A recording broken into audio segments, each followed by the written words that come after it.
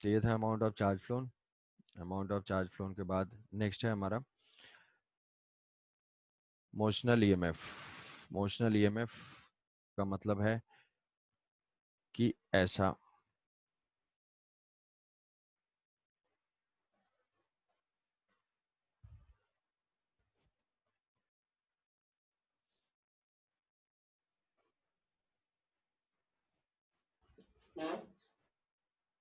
Motional EMF, motional EMF. तो motional EMF में जो दूसरा मैकेनिज्म था, कौन सा मैकेनिज्म था? फैराडे ने बताया था कि भाई किसी भी लूप में करंट तभी फ्लो करेगी जब उसका फ्लक्स चेंज हो, या फिर कोई कंडक्टर मैग्नेटिक फील्ड में मूव करे। तो यहाँ पे कोई कंडक्टर है, मैग्नेटिक फील्ड में मूव कर रहा है, ऐसे कोई है क्रॉस। तो यहाँ पे हम दूसरा वाला एस्पेक्ट देख रहे हैं, ऐसे कि ये एक मैग्नेटिक फील्ड है, वो ये यूनिफॉर्म मैग्नेटिक फील्ड है, और इस यूनिफॉर्म मैग्नेटिक फील्ड में एक कंडक्टर है, ये रॉड है, मेटेलिक रॉड है, और ये जो है किसी v स्पीड से मूव कर रहा है, इसकी लेंथ है l, और इससे मैग्नेटिक फील्ड है b। तो अब इसमें कितना ईएमएफ इंड्यूस होगा ये हमें फाइंड करना है। इसमें कितना ईएमएफ इंड्यूस होगा वो हमें फाइंड करना है। तो ईएमएफ फाइंड करने के लिए हम इसको सोचेंगे कि भाई यहाँ पे हम कैसे विजुअलाइज करेंगे कि मैग्नेटिक फील्ड लाइंस जो है वो कट हो रही हैं। यहाँ पे जो कंडक्टर है उस कंडक्टर के मोशन की वजह से, उस कंडक्टर के मोशन की वजह से मैग्नेटिक फील्ड लाइंस जो है वो कट हो रही हैं। ये ऐसे मूव कर रहा है तो मैग्नेटिक फील्ड लाइंस को ये कट कर रहा है। तो हम ऐसा बोल सकते हैं कि इसके मोशन के वजह से कुछ फ्लक्स ये चेंज हो रहा है। इसका कितना फ्लक्स चेंज हो रहा है? मान लिया कि हमने टी टाइम लिया, टी टाइम में इसके मोशन की वजह से इतना एरिया कवर होगा। तो इसके मोशन की वजह से इतने कितने फ्लक्स को पीछे छोड़ दिया इसने, या इसके मोशन की वजह से कितना मैग्नेटिक फ्लक्स चेंज हुआ। तो ये इतना एरिया स्वाइप करेगा ये टोटल। इस एरिया से जितना फ्लक्स होगा उतना फ्लक्स चेंज हुआ है इसका। तो ये कितना डिस्टेंस हुआ? ये हो गया इसकी वेलोसिटी इनटू टाइम। तो इसके मोशन की वजह से कितने फ्लक्स को या कितने मैग्नेटिक फ्लक्स को इसने पीछे छोड़ा, जो स्वाइप कर रहा है ये, वही है इसका फ्लक्स चेंज। तो कितना फ्लक्स हुआ? Delta phi. Delta phi is equal to क्या हो जाएगा? मैग्नेटिक फील्ड हो जाएगा बी इंटू एरिया। एरिया कितना हो जाएगा? L into V T. तो B L into V T. तो what is the induced EMF? Induced EMF is equal to delta phi by delta T. Delta phi by delta T करते हैं तो time interval तो यहाँ पे T है, तो ठीक है, टाइम इंटरवल इसको टी ही रहने देते हैं। यहाँ पे इसको डेल्टा टी ले लेते हैं, ये डेल्टा टी, ये वी इंटू डेल्टा टी। तो डेल्टा टी टाइम इंटरवल है, तो ये हो जाएगा B L V into delta T divided by delta T. तो ये कैंसिल आउट हो जाएगा, तो इंड्यूस्ड ईएमएफ हो जाएगा बी एल इंटू वी। कि यहाँ पे कोई रॉड अगर मूव कर रहा है, उस रॉड की वजह से कोई कंडक्टिंग वायर मूव कर रहा है, तो उसकी वजह से जो इंड्यूस्ड ईएमएफ हो जाएगा वो है B L into V, magnetic field length into velocity. अब ये तो जनरल हमने इसको समझा फ्लक्स की वजह से, फ्लक्स की वजह से कि फ्लक्स कितना चेंज हुआ, उसका मोशन जो है कितने फ्लक्स को चेंज कर पाया। दूसरा हम इसको डिटेल में समझते हैं कि ऐसा हो क्यों रहा है, बेसिक रीजन क्या है ये इमेज जनरेट करने के लिए। तो उसको हम बोलते हैं माइक्रोस्कोपिक व्यू। तो थोड़ा सा अटेंशन रिक्वायर्ड होगा, थोड़ा सा, केवल 5 मिनट के लिए, ज्यादा ज्यादा नहीं। और उसके बाद और कुछ नहीं है इसमें, इसके बाद हमें फॉर्मूला ही अप्लाई करना है। तो हम इसमें देखते हैं कि कंडक्टर में ईएमएफ इंड्यूस होने का रीजन, जिसको हम बोलते हैं कि माइक्रोस्कोपिक, माइक्रोस्कोपिक व्यू। तो थोड़ा सा सोचोगे, विजुअलाइज करोगे दिमाग में। अब ये है कोई कंडक्टिंग वायर है, यही रॉड है, ये रॉड मूव कर रहा है। ये डायग्राम थोड़ा सा इसको बड़ा कर लेते हैं। ये रॉड है और ये मान लो ये v वेलोसिटी से मूव कर रहा है। मैग्नेटिक फील्ड क्या है? Magnetic field cross, magnetic field cross. ये कंडक्टिंग रॉड है। क्या इस कंडक्टिंग रॉड में इलेक्ट्रॉन है? हाँ, कंडक्टर में तो इलेक्ट्रॉन होते ही है। क्या वो इलेक्ट्रॉन भी v स्पीड से मूव कर रहे हैं? हाँ, वो इलेक्ट्रॉन भी v स्पीड से मूव कर रहे हैं। क्या इस कंडक्टर में जो इलेक्ट्रॉन होते हैं वो रेस्ट में होते हैं? कोई आंसर? जो इस कंडक्टर में इलेक्ट्रॉन्स होते हैं क्या वो रेस्ट में होते हैं? ये इलेक्ट्रॉन, किसी भी कंडक्टर में जो इलेक्ट्रॉन होते हैं रेस्ट में नहीं होते हैं। याद करो करंट इलेक्ट्रिसिटी में बताया था। तो किसी में भी इलेक्ट्रॉन क्या होते हैं, रैंडम थर्मल मोशन में मूव करते रहते हैं। तो क्या इसके पास तो दो वेलोसिटी है, रॉड भी मूव कर रहा है v स्पीड से और साथ ही साथ थर्मल मोशन भी हो रहा है, दोनों है। तो दोनों के रिजल्टेंट वेलोसिटी की वजह से मैग्नेटिक फील्ड का फोर्स एक्ट करना चाहिए। मैग्नेटिक फील्ड का फोर्स, क्योंकि मैग्नेटिक फील्ड का फोर्स अगर याद करोगे Q V cross B. But thermal motion की वजह से इलेक्ट्रॉन का नेट डिस्प्लेसमेंट क्या होता है? थर्मल मोशन की वजह से इलेक्ट्रॉन्स का क्या कोई नेट डिस्प्लेसमेंट होता है? नहीं होता है। तो जब डिस्प्लेसमेंट नहीं होती है तो उसकी एवरेज वेलोसिटी क्या हो जाएगी ड्यू टू थर्मल मोशन?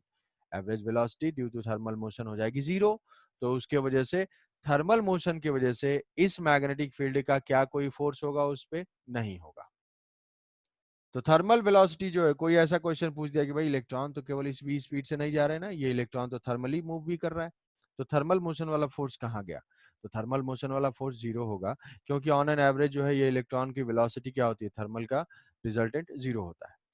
तो सिर्फ इसके पास यही जो है वेलोसिटी है जिससे हम रॉड मूव करा रहे हैं। अब ये इलेक्ट्रॉन के ऊपर रॉड मूव कर रहा है, इसके ऊपर मैग्नेटिक फोर्स किस डायरेक्शन में होगा भाई? आंसर, अपवर्ड डायरेक्शन में या डाउनवर्ड डायरेक्शन में? इस इलेक्ट्रॉन के ऊपर फोर्स किस डायरेक्शन में होगा, अपवर्ड में या डाउनवर्ड में? Upward. Hmm, upward.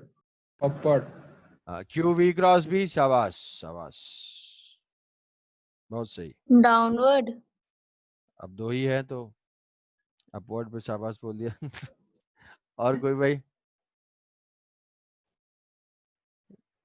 Q V cross B कभी सुने हो ये? Q V cross B, yes. तो वी क्रॉस बी से हम डायरेक्शन देखते हैं, वी क्रॉस बी से डायरेक्शन देख लेंगे। वी है क्रॉस बी, अपवर्ड आएगा। बट इलेक्ट्रॉन पॉजिटिव है या नेगेटिव है? Electron negative. नेगेटिव है। नेगेटिव चार्ज पे हमें फोर्स को क्या करना है, रिवर्स करना है। हमेशा गलती इसी में होती है। ये यस सर। इलेक्ट्रॉन है तो इलेक्ट्रॉन के ऊपर फोर्स जो है ये डाउनवर्ड डायरेक्शन में होगा और ये ऐसे होगा। उस टाइम पे भी बताया था गलती हमेशा नेगेटिव चार्ज में करोगे, उसको याद कर लो। क्यू वी क्रॉस बी नहीं है तो यहाँ पे लिख दो, यहाँ पे देखो पहले क्यू पॉजिटिव है या नेगेटिव, एक जजमेंट। वी क्रॉस बी देखो और फिर चेक करो क्यू पॉजिटिव है तो सेम, नेगेटिव है तो उसके अपोजिट डायरेक्शन में। तो यहाँ से ये इलेक्ट्रॉन, यहाँ पे एक इलेक्ट्रॉन यहाँ पे आ गया, किसके वजह से? इस मैग्नेटिक फोर्स की वजह से। अब इस मैग्नेटिक फोर्स की वजह से यहाँ पे इलेक्ट्रॉन एक्युमुलेट हुआ तो दूसरे एंड पे इलेक्ट्रॉन की डेफिशिएंसी क्रिएट हो गई। इलेक्ट्रॉन की डेफिशिएंसी क्रिएट हो गई और यहाँ पे एक इलेक्ट्रॉन का एक्युमुलेशन हुआ, तो इसके वजह से एक इसके अंदर इलेक्ट्रिक फील्ड सेटअप हो जाएगी, जो कहाँ से कहाँ डायरेक्टेड होगी, फ्रॉम पॉजिटिव टू नेगेटिव। अब जब फ्रॉम पॉजिटिव टू नेगेटिव ये जा रही है इलेक्ट्रिक फील्ड, तो ये इलेक्ट्रॉन के ऊपर फोर्स किधर अप्लाई करेगा? वहां पे F equal to Q into E. फिर से अगर क्यू पॉजिटिव है तो फील्ड के डायरेक्शन में, क्यू नेगेटिव है तो फील्ड के अपोजिट डायरेक्शन में। तो ये जो है नेगेटिव क्यू है, ऐसे। तो ये क्या है? ये इलेक्ट्रिकल फोर्स है। और ये क्या है? मैग्नेटिक फोर्स है। ये क्या है? E इंटू ई है। और ये क्या है? ई वी बी है। अब अगर हम इसमें ऐसे लिख लेते हैं बिना किसी एंगल वेंगल, हम ऐसे नहीं लिखते हैं, जनरल अगर लिख लेते हैं तो ये क्या है? ई वी क्रॉस बी है, ई वी क्रॉस बी है। और ये है ई इंटू ई।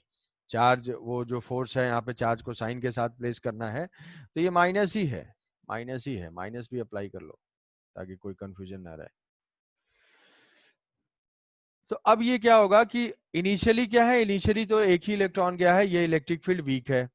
जब इलेक्ट्रिक फील्ड वीक है तो इसके ऊपर जो इलेक्ट्रिकल फोर्स है वो भी वीक है, E into V cross B.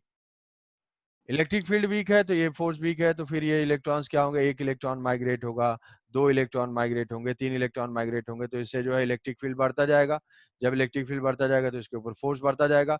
Equilibrium situation में क्या हो जाएंगे, ये दोनों बैलेंस आउट कर लेंगे और बैलेंस आउट करने की वजह से इसके ऊपर नेट फोर्स जीरो हो जाएगा। जब नेट फोर्स जीरो हो जाएगा तो क्या फर्दर एक्युमुलेशन होगा? फर्दर कोई एक्युमुलेशन नहीं होगा। तो उस अच्छा ये सोचोगे कि इसमें टाइम कितना लगता होगा, इसमें टाइम बहुत ही शॉर्ट इंटरवल लगता है। जैसे ही हमने रॉड को मूव कराया वैसे ही वो इलेक्ट्रॉन सेपरेट होके अपनी अपनी जगह पे चल जाएंगे, एक इलेक्ट्रिक फील्ड सेटअप हो जाएगी। तो इस कंडक्टर में इस डायरेक्शन में एक इलेक्ट्रिक फील्ड सेटअप हो गई, इस कंडक्टर में इस डायरेक्शन में एक इलेक्ट्रिक फील्ड सेटअप हो गई। तो क्या वो इलेक्ट्रिक फील्ड हो जाएगी कि जो कब हुआ, तो यहाँ से हम लिख सकते हैं कि जो मैग्नेटिक फोर्स है F B is equal to F E होगा, दोनों बैलेंस आउट कर गए, बैलेंस करने में ई इंटू ई माइनस जो है is equal to minus of E V cross B कर दिया, वी क्रॉस बी ये जो है माइनस माइनस प्लस हो जाएगा, ये कैंसिल आउट हो जाएगा, तो इसके अंदर जो इलेक्ट्रिक फील्ड हुई that is equal to V cross B.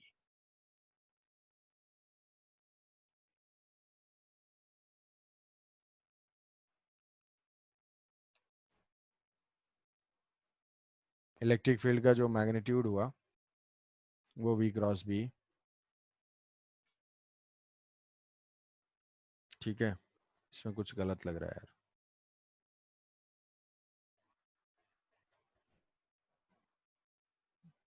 इसमें गलत ये है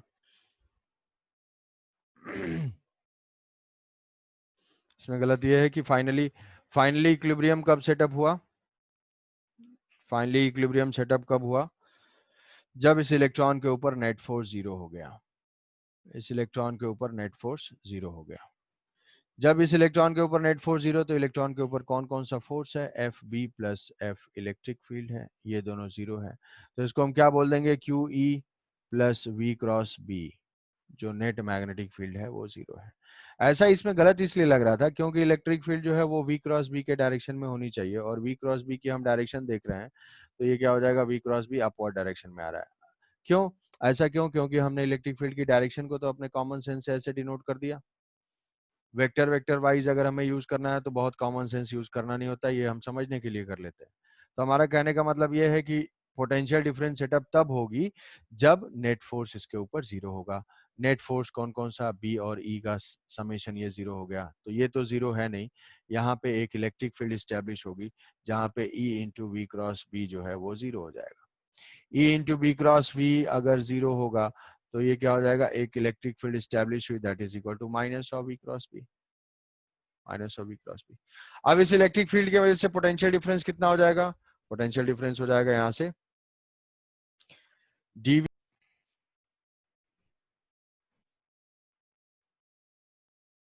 ठीक है भाई, ऑडियो वीडियो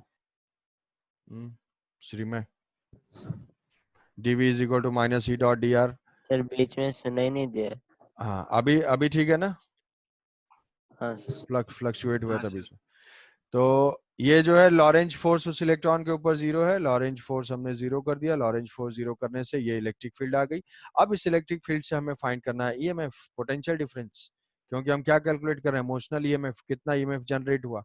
तो पोटेंशियल डिफरेंस फाइंड करने के लिए यहाँ पे इलेक्ट्रिक फील्ड तो है, हम यहाँ से आर ले लेते हैं इलेक्ट्रिक फील्ड के डायरेक्शन में, ये है हमारा आर, आर इसी एंड से, तो हम इसको इंटीग्रेट करेंगे, D V is equal to minus E dot D are.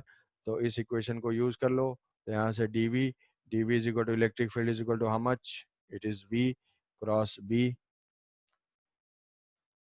Minus यहाँ पे भी है माइनस यहाँ पे भी है, वो माइनस माइनस हम कैंसिल आउट कर देते हैं, या फिर इसको अगर ऐसे ही रहने दोगे तो यहाँ पे एक माइनस ऐसे लिख लो, और cross V cross B dot D R, dot D R. फिर हम इसको इंटीग्रेट करेंगे, आर की वैल्यू कहां से कहां तक चेंज होगी, आर की वैल्यू जीरो से टोटल एल वेक्टर तक, एल वेक्टर यहां से लेंथ, और जीरो पे क्या है, पॉजिटिव पोटेंशियल है, और एल वेक्टर पे क्या है, नेगेटिव पोटेंशियल है। तो इसको जब हम डिफरेंस जब इंटीग्रेट करेंगे, इंटीग्रेट करने के बाद डिफरेंस लेंगे, क्या समझ में आ रहा है, ये माइनस यहाँ एडजस्ट हो जाएगा, एक माइनस इधर एडजस्ट हो जाएगा, क्यों, क्योंकि यहाँ पे डीवी का इंटीग्रेशन वी, तो यहाँ क्या पुट करेंगे, V minus minus of V plus is equal to integration of 0 to L, ये minus of V cross B dot D R, dot D R. तो ये जो पोटेंशियल डिफरेंस क्या होगा, V plus minus of V minus, तो यहाँ पे जो माइनस था वो अगर एडजस्ट आएगा इधर होगा, तो फाइनल जो होगा वो पोटेंशियल डिफरेंस आ जाएगा। अरे यहाँ पे v प्लस था, यहाँ पे v माइनस था, हमें ईएमएफ बताना है, तो ईएमएफ कितना होगा, इसका पोटेंशियल माइनस इसका पोटेंशियल, इंटीग्रेशन से क्या आ रहा है, v minus minus of V plus, तो ये तो नेगेटिव क्वांटिटी होगी, low potential minus high potential. तो यहाँ पे एक जो माइनस है वो माइनस इधर आ गया, इस माइनस को एडजस्ट करने के बाद ये ईएमएफ आ गई, और ईएमएफ की जो वैल्यू है वो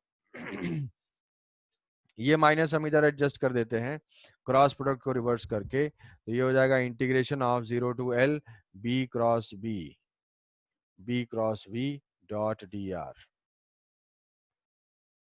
ये है हमारा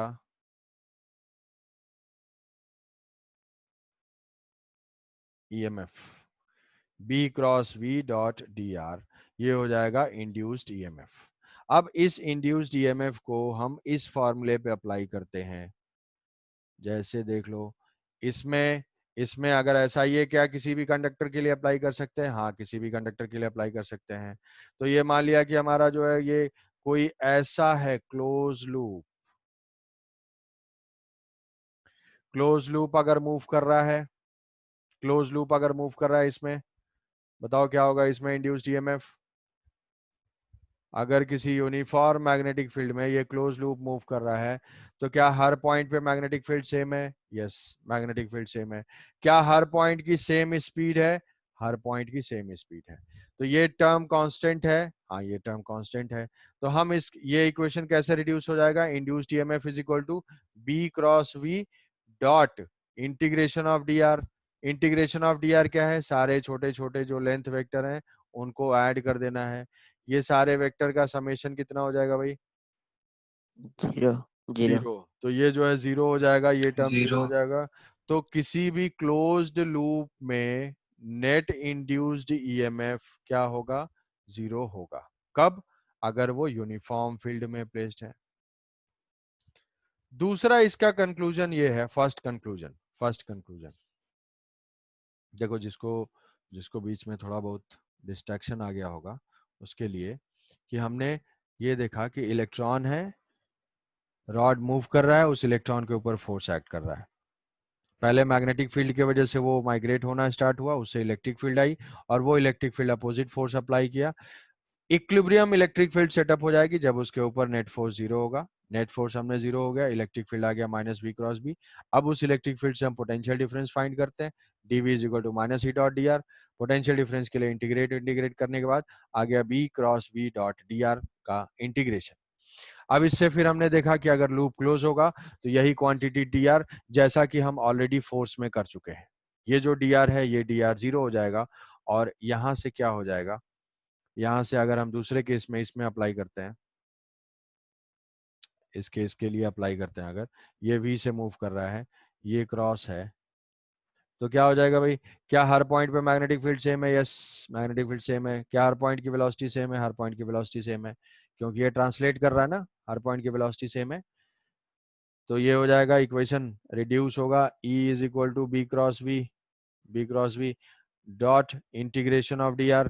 what is integration of D R? यहाँ से सारा सारा सारा हम ऐसे ऐड करेंगे डी आर। तो ये टोटल क्या हो जाएगा? ये टोटल आ जाएगा लेंथ, टोटल लेंथ। तो यहाँ से हो जाएगा E is equal to B cross V dot L, B cross V dot L. आई बात समझ में? तो यहाँ पे ईएमएफ क्या लिख लेंगे? इसको हम लिखते हैं, इसको बोलते हैं स्केलर ट्रिपल प्रोडक्ट। ये होता है scalar triple product. B cross V से एक वेक्टर मिला और उस वेक्टर का डॉट लिया, तो ये हो गया स्केलर ट्रिपल प्रोडक्ट। तो क्या यहाँ पे वही मैग्नीट्यूड आ रहा है? बी क्रॉस वी वेलोसिटी और मैग्नेटिक फील्ड परपेंडिकुलर है। देखो, वेलोसिटी और मैग्नेटिक फील्ड परपेंडिकुलर है, तो ये हो जाएगा B V sine theta, B V sine theta. तो इसके वजह से आ जाएगा बी इंटू वी, और एल भी क्या है? Length vector is also perpendicular, तो यहाँ से लेंथ वेक्टर आ जाएगा। फाइनली जो इंड्यूस्ड ईएमएफ इसमें होगा ये क्या आ जाएगा? बी एल वी आएगा। क्या ये बात आई समझ में?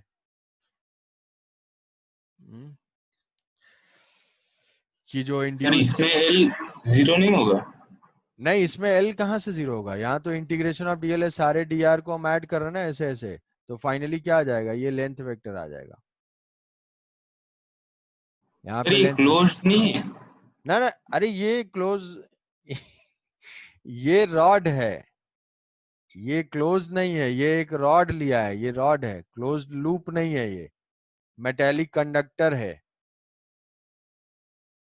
हाँ समझ गया सर। ये इस टाइप का है, इस टाइप का। वो डायग्राम में ऐसा दिख रहा है कि वो बहुत, वो थिकनेस उसकी कम है, ब्रॉड है, तो उसकी जो लेंथ होगी, लेंथ वेक्टर, लेंथ वेक्टर ये हो जाएगा BLV।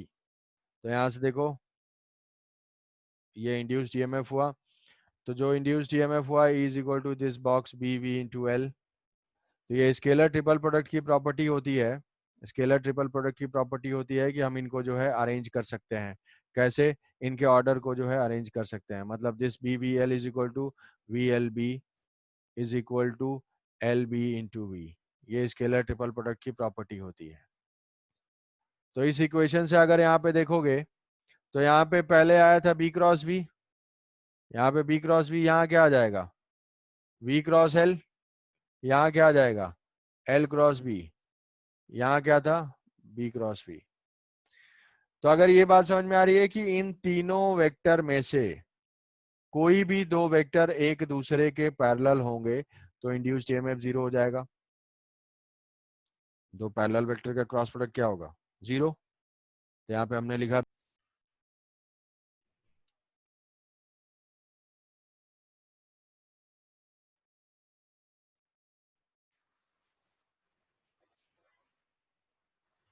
समझ पा रहे हो ये?